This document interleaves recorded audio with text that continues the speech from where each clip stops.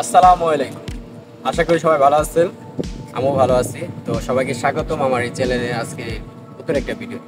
তো আজকে ভিডিওটা কোনো ব্লগ ভিডিও না, বাংলাদেশ টি-20 ওয়ার্ল্ড কাপকে ঘিরে বিসিবির যেই প্ল্যান, ঠিক আছে, বিসিবি একটি মানে বলতের মতো একটা কাণ্ড করতেছে, সেই বিষয়টা নিয়ে আজকের এই কথাটা। তো আমি যারা থাম্বনেল দেখছেন অবশ্যই তারা বুঝে যাচ্ছেন যে আজকের বিষয়টা কি।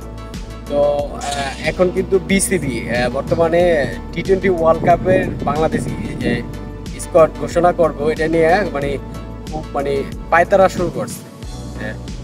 বিসিবি এরকম মনে করতেছে যে মনে হয় যে বাংলাদেশের মানুষ হয়ে রয়েছে, যে এটার দিক অপেক্ষা করতেছে, আগ্রহ যে স্কোয়াড হবে বিশাল না, তাহলে বিসিবি সকল সম্পূর্ণ বলদের মতো কাজ করবার লাগছে।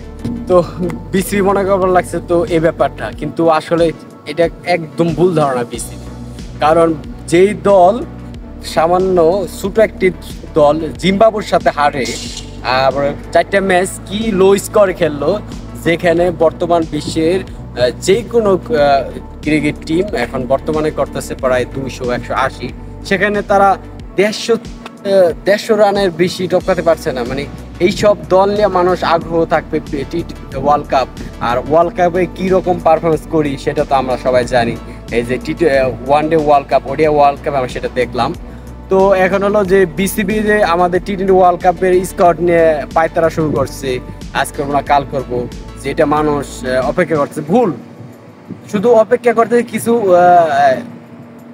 সাংবাদিক যারা ভিউ দিয়ে টাকা ইনকাম করে, এরা স্কাউট ঘোষণা করলে একটা ভিডিও বানাবো, ভিউ পাবো, কিছু টাকা পাবো, এরা একমাত্র অপেক্ষা করতেছে, আর কেউ না। কারণ বাংলাদেশ বর্তমানে যেই আছে এদের বড় বড় যারা টিম আছে তারা ঘোষণা করছে, বাংলাদেশ এখনো করে নাই। তো মানুষ এটা নিয়ে কোনো আগ্রহ নাই, ঠিক আছে।